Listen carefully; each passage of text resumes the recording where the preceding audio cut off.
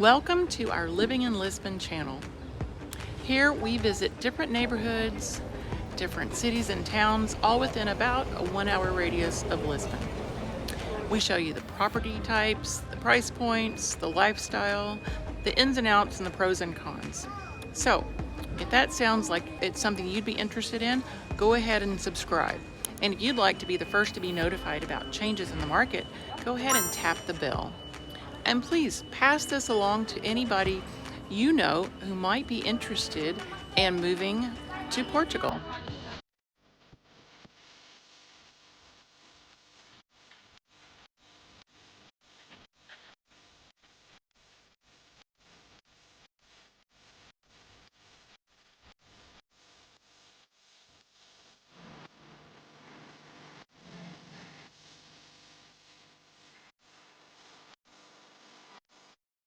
Today we're exploring Alfama, Lisbon's oldest neighborhood. The winding streets, the cobblestones. If it's the right time of day, you'll hear fado music because this is also the center of the fado culture with the melancholic music. We're going to go around, I'll show you different property types, price points, and you'll get a sense of whether you would like to live in Alfama. It's not an easy neighborhood. These streets are often too narrow for cars, so getting furniture delivered, having a place to park for your own car is very challenging. It's best to stick to foot or the public transportation that runs through the main street. But if you get off of that, you're going to be doing a lot of walking and a lot of creative thinking. So right now we're visiting Santa Luzia Miradora, which means viewpoint. Behind me is a historic presentation of the azulejos, which are the famous tiles that have been around for hundreds and hundreds of years here in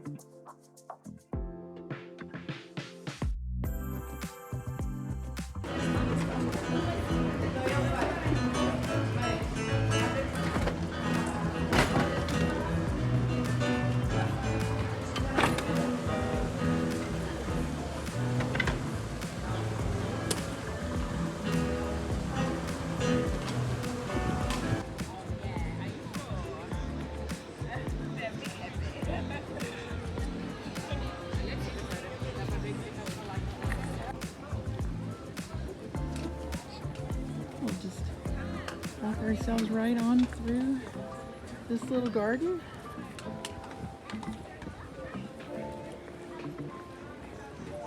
It gets a little quieter in the winter, but there are always tourists here.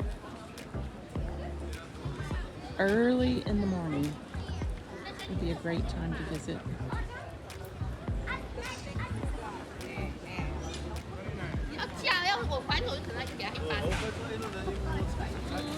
And then we're back out to the very busy street. Everything changed, man, after the land you have when you go there. His name is Marquez. Wow. These guys are very funny. So where is Alfama? I'm going to be making my way down from Alfama down to Baisha now. So we're going from the hills, the tiny little winding alleys, streets, down to the flat grid part, the part that a lot of people consider the downtown. So along the way, look at this crazy tree. Look at that crazy tree. I have no idea what kind of tree that is, but so where is Alfama? It comes up from the Tagus River all the way to the Castle Saint George, and it's everything in between that. And then you have Grassa just above. Grassa is the highest part of the city, and then Muraria and Baisha, about 5 minutes from the center of town. People do actually live in Alfama, and there are no giant grocery stores here, that's for sure. So this is an example right next to me of a little hole-in-the-wall grocery store. And it's where you could get your day in, day out little things. My hunch is that a lot of people who can afford it, and probably if you live in Alfama you could afford it, would have their groceries delivered, the big things delivered. It's very possible here, a lot of people do that. So we're gonna walk by.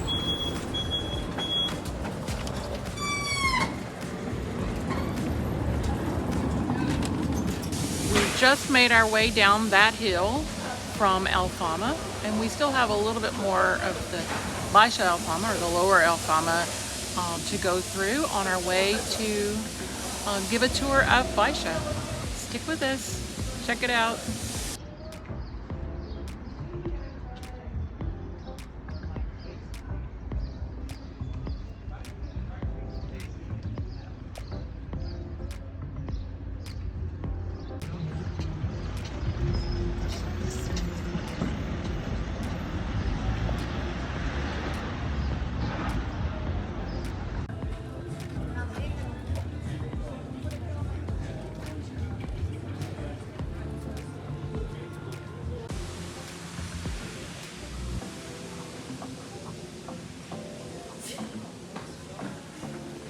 Not all properties in Alfama are tiny apartments.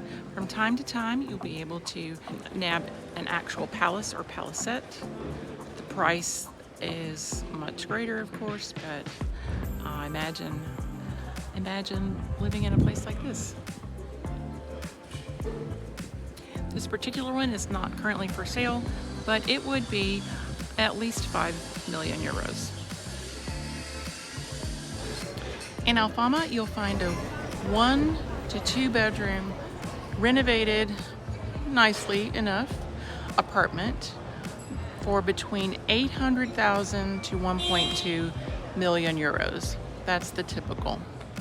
Sometimes you can get a whole building, usually will be 3 levels, each level having a separate apartment, and that can range from 1 million if it needs a little work, up to probably closer to 2 million. It depends on the property, but also if it has an AL license, which is the kind of license that you have to have in order to run it as an Airbnb or similar. And they're not giving those away anymore at all.